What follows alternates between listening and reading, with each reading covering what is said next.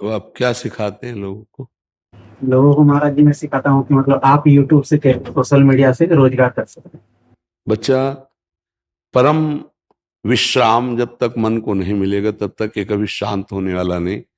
चाहे आप 100 करोड़ रुपया रोज कमाने लगे, 100 करोड़ रुपया रोज कमाने लगे, चाहे आप हजारों लाखों विषय भोग रोज भोगने लगे, तो भी आपकी ओवर थिंकिंग रुकने वाली नहीं। समझ पा रहे हो या इसमें आपको कोई संशय है? नहीं।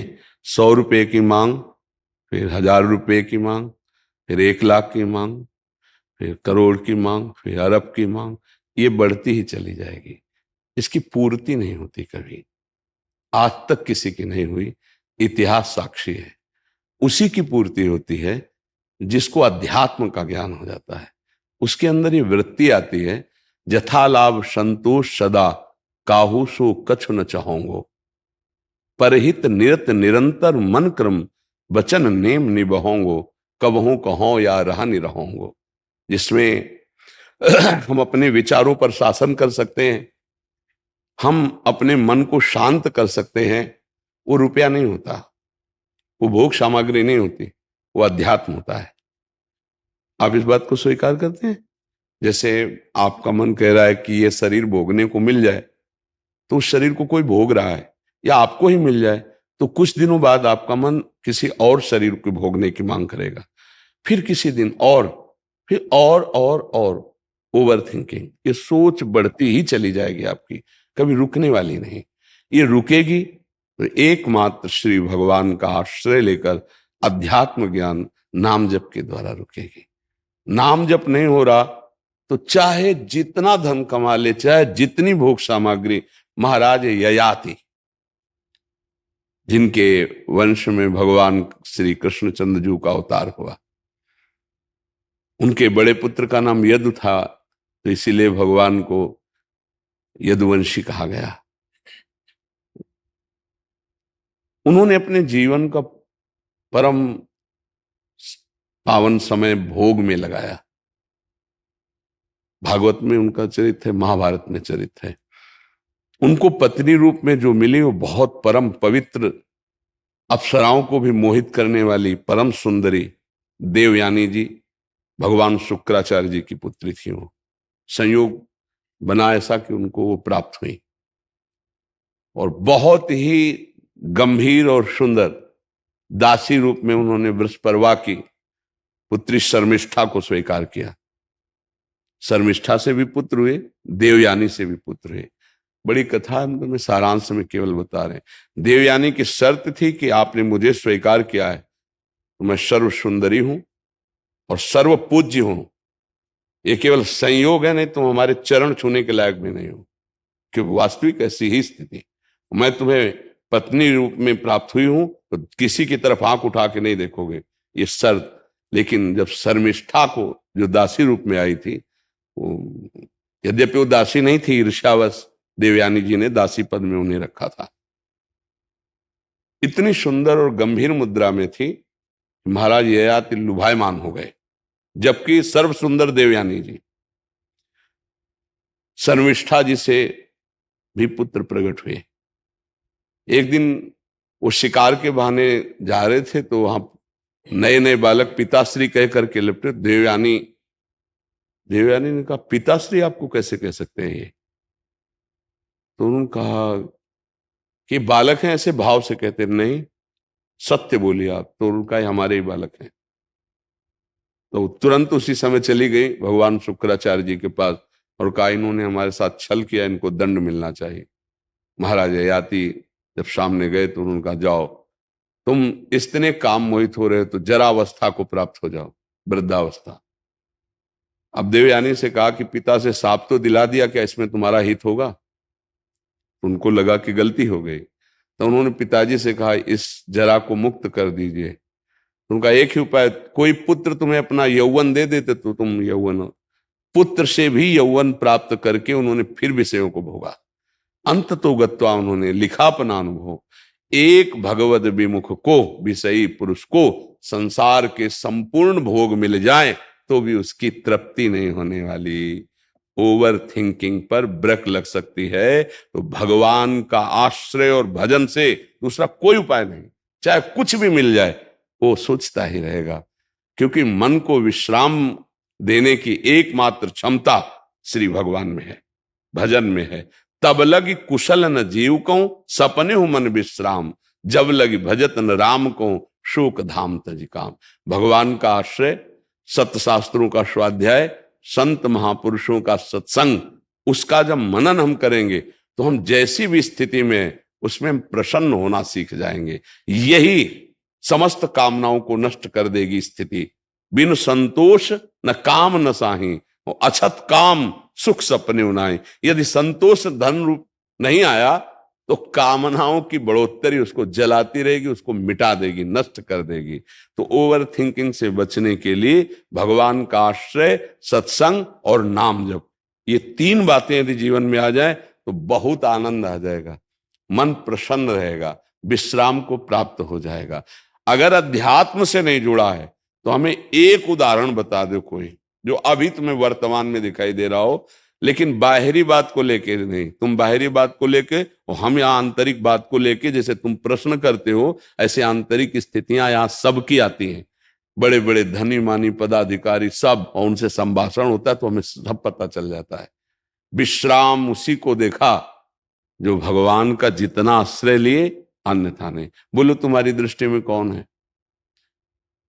जो अध्यात्म की निंदा करते हैं, भगवत मार्ग की निंदा करते हैं, उनको पूरे जीवन में परिणाम दिखाई देगा कि वो ऐसी जगह खड़े मिलेंगे जहां कुछ नहीं है, कुछ नहीं प्राप्त किया जीवन में, सब कुछ होने पर भी बहुत ही घोर अशांति में जीवन होगा। जब आपके मन की ओवर सोच, जो अब ये मिल जाए, ये मिल जाए, ये भोग लूं, ये भोग लूं, और जब उस पर बाधा पड़ेगी तो अब उसको संभाल पाने की योग्यता आप में नहीं रहेगी, क्योंकि अध्यात्म नहीं है। अध्यात्म सबसे पहला पावर प्रकट करता है सहनशीलता, तितिक्षा, जिसे संस्कृत शास्त्रीय भाषा में कहते हैं, और उसका सरल अर्थ है हर परिस्थिति को सहना। ये केवल अध्यात्म में आएगा। सम्मान मिलता है, मेडल मिलता है तो सब फूल जाते हैं, लेकिन जब अपमान और हार होती तो अच्छे अच्छे को रोते देखा गया है। ये क्या है? एक पक्ष को, सम्मान को, जीत को, लाभ को, सुख को तो तुमने अपना माना उसे, और जब दुख आया, अपमान आया, हार आई, तब वैसे मुस्कुराते तो तुम्हें पता चलता कि उत्साह संपन्न करना किसे कहते हैं। और वो केवल अध्यात्म से हो सकता, प्रकृति से नहीं हो सकता। इसीलिए अध्यात्म के बिना सही मोटिवेशन स्थायी नहीं हो सकता। सही उत्साह अध्यात्म से मिलता है, जो अपनी इंद्रियों को काबू में करके फिर चले, चाहे गृहस्थ हो चाहे विरक्त हो। इंद्रियां काबू में है, मन तुम्हारे अधीन है, तो विश्व में तुम हर समय विजयी रहोगे। कोई भी द्वंद्व तुम्हें, हार जीत, सुख दुख, लाभ हानि, ये परास्त नहीं कर पाएगा। देखो भगवान श्री कृष्ण जैसा कोई मोटिवेशन करने वाला होगा क्या? वो कह रहे हैं सुख दुखे समय कृत्वा लाभा लाभो जया जयो। ऐ कर्मयोगी, सुख दुख में समान, लाभ हानि में समान, जय पराजय में समान। अगर इनका मोटिवेशन स्वीकार कर ले तो वो सदैव प्रसन्न रहेगा। ये हैं, देखो जगत गुरु भगवान श्री कृष्ण बोल रहे हैं, मात्रा स्पर्शास्तु कौन्तेय शीतोष्ण सुख दुखदा आगमा पाइनो नित्य तास्तितिक्षस्व भारत। ये अनित्य है, नाशवान है, काम क्रोध लोभ मोह मद मत्सर मान अपमान, इनके आने जाने में तो दुखी सुखी मत हो। सम धारण कर, समता को धारण कर, व्यथित मत हो। जो नहीं व्यथित होता वही परम पद का अधिकारी होता है। यम ही न व्यथ्यन्ते ते पुरुषम पुरुषर्षभ सम दुखा सुखाधीरम स्वमृतत्वाय कल्पते। बिना अध्यात्म के बच्चा ना तो ओवर थिंकिंग को रोका जा सकता है, और ना हम शांत हो सकते हैं, ना हम प्रसन्न हो सकते हैं। हाँ, हर्षित हो सकते हैं तो परिणाम में शोकित होना पड़ेगा। आज हमारे मन के अनुकूल कार्य हो गया तो हर्षित हो गए, कल शोकित होना पड़ेगा। हमें लगता है कि ये तीन बातें जीवन में उतारनी चाहिए। पहला भगवान का आश्रय, दूसरा भगवान का नाम जप, और ये दोनों पुष्ट कैसे हो? ये संत समागम। अगर सत्संग करते रहे तो बात समझ में आ जाएगी, नहीं तो फिर गड़बड़ रहेगा। जैसे समाज में किसी भी मार्ग का उपदेशक बने तो बहुत मजबूत होना चाहिए। जैसे डूबने वाले को निकालने के लिए तुम कूद रहे हो तो तुम्हें अच्छा तैराक और अपने से भारी वजन को लेकर तैरने का अभ्यास होना चाहिए। और जो डूब रहा है वो पहले तुम्हें डुबोएगा, अगर फंस गए उसके चक्कर में पहले तुम्हें डुबोएगा, क्योंकि वो सांस लेना चाहेगा। तो बहुत बचा के, तो मोटिवेशन देने के लिए पहले अपने को इतना मजबूत रखना चाहिए कि कोई भी परिस्थिति हमारे उत्साह को ना नष्ट कर दे। चाहे सामने से गाली आवे, चाहे सामने से निंदा या अपमान आवे, लेकिन हमको उसको उत्साह बढ़ाना है, उसको सुख देना है। इतनी क्षमता केवल अध्यात्म में होती है, प्रकृति की पढ़ाई में नहीं होती। महर्षि इन्होंने ये जो लिख रहे हैं कि ये मोटिवेशन देते हैं कि यूट्यूब में आप आओ और इससे आपको अच्छे पैसे मिलेंगे, ये वाला मोटिवेशन देते हैं, चैनल बनाओ और ऐसा ऐसा काम करो, उसमें कोई दिक्कत आती है तो वो बताते हैं। हमें कोई परेशानी नहीं, जीवन यापन के लिए कुछ भी किया जाए, जो भी जैसा भी है, पापाचरण छोड़ करके जैसा भी हो, जो भी कार्य मिले, चाहे किसानी हो, व्यापार हो, नौकरी हो, जीवन यापन के लिए है। लेकिन जीवन किसके लिए है? जीने के लिए सब कार्य किए जाते हैं, लेकिन हम जी किसके लिए रहे? अब इस प्रश्न का उत्तर अगर हो तो सही मोटिवेशन मिल जाए। जीने के लिए बहुत से उपाय हैं। नौकरी कर रहे हैं, व्यापार कर रहे हैं, विविध प्रकार के कर रहे हैं, क्योंकि उसे पैसा मिलेगा, पैसे से भोग सामग्री मिलेगी, भोग सामग्री से जीवन चलेगा। तो जी किसके लिए रहे हो? इसका उत्तर समझ लो तो सही मोटिवेशन आ जाएगा, सही उत्साह आ जाएगा। हम जी रहे हैं भगवान की प्राप्ति के लिए। अगर मानव जीवन में भगवान की प्राप्ति नहीं हुई तो पैसा कमा रहे हैं भोगों के लिए, भोग भोग रहे हैं जीने के लिए, और जी रहे हैं भोग भोगने के लिए। फिर इसके बाद मृत्यु, फिर यही सब लीलाएं पशु पक्षी भी कर रहे हैं। बार बार जन्म, बार बार मरण, बार बार माँ के गर्भ में जाना।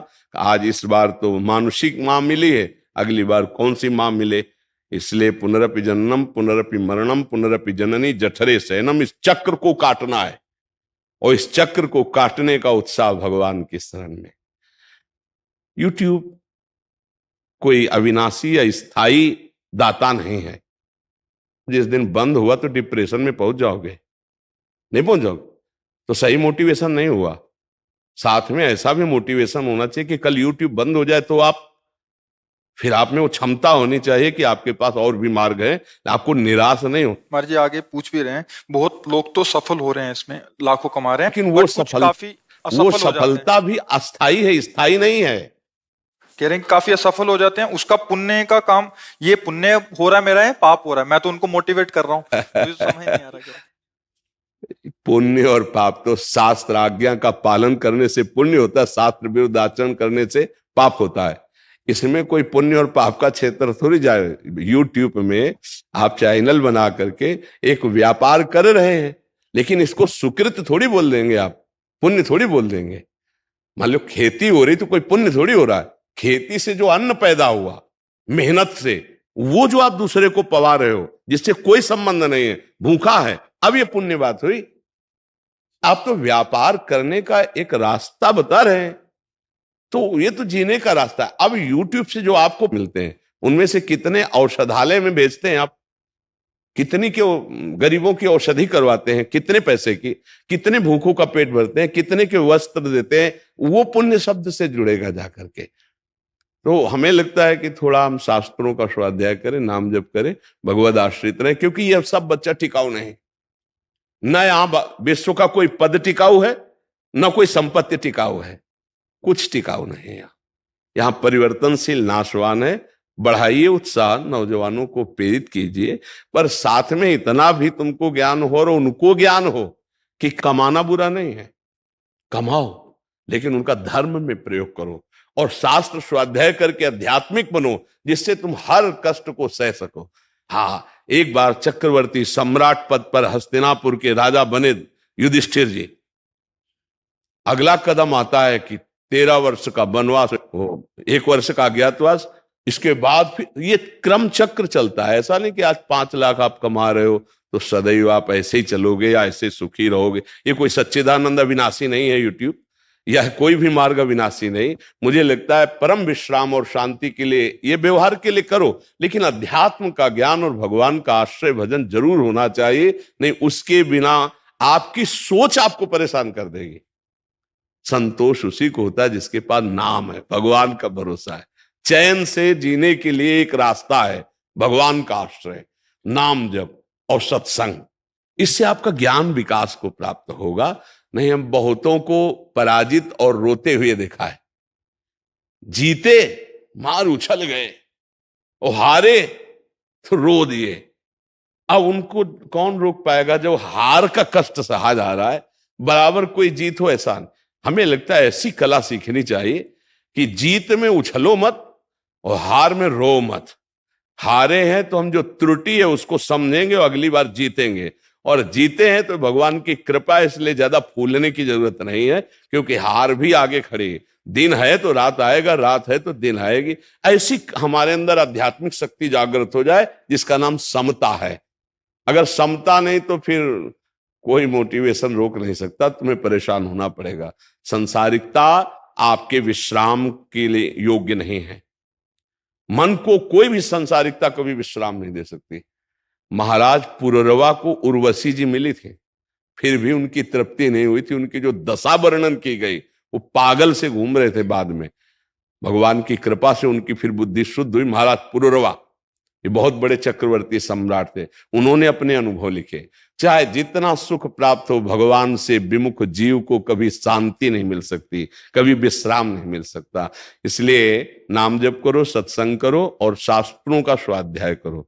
एक अध्याय चाहे पढ़ो, भागवत पढ़ा करो, हिंदी से ही पढ़ा करो, ठीक है। हाँ, और सबको उत्साह बढ़ाओ। अगर ये उत्साह में इतना हमारी प्रार्थना हो जाए, आपकी कोई बात सुन रहा हो और आप 5 मिनट राधा राधा जपवा लो तो बहुत बढ़िया रहेगा। 5 मिनट भाई हमारे पास आए तो असलियत वाली बात है भाई, प्रलोभन दे दो। 5 मिनट अगर नाम जपना शुरू होगा तो उसका जीवन मंगल में हो जाएगा। हमें विश्वास है कि हमारे प्रभु का नाम भाव कुभाव अनखाल सहु, नाम जपत मंगल दिस दसहु। हमने एक बार प्रार्थना की थी, 24 घंटे में 24 मिनट मुझे दे दो। मुझे देने का मतलब मेरी बात मान लो। 24 मिनट अगर तुम भगवान की आराधना करोगे तो 84 लाख योनियों से मुक्त होने की सामर्थ्य तुम में आ जाएगी। जैसे लोग मनोरंजन के लिए समय देते हैं, तो 24 मिनट बाबा जी को समय दे दो। हमको रुपया पैसा ये मांग तो नहीं है, यही मांग है कि गंदे आचरण छोड़ो, 24 मिनट भजन करने लगो। हमारे भगवान बड़े कृपाल हैं। 24 मिनट शुरू करोगे तो 24 घंटा में ना जाना, तुम्हें बताना ऐसा स्वाद लगेगा कि 24 घंटा और जिसका भजन होने लगा वो मुक्त हो गया। भजन करने वाला ही भव समुद्र से मुक्त हो सकता है, दूसरा कोई उपाय नहीं। तो एक दिन जाना है यहां से, 5 अरब बैंक में है तो 5 पैसा लेके नहीं जाना है। बड़े दोस्त हैं तो कोई सहयोग ले करेगा, यमदूतों की पिटाई से आपको बचा ले, इतना कोई अंगरक्षक पैदा नहीं हुआ। विश्व में कोई ऐसा अंगरक्षक नहीं है जिस समय यमदूत पिटाई कर रहे हो हमारे को बचा ले। वो केवल भगवान का नाम, भगवान ही बचा सकते, दूसरा नहीं। इसलिए अंतिम मोटिवेशन नाम, भगवान का आश्रय, वही आपको बचाएगा।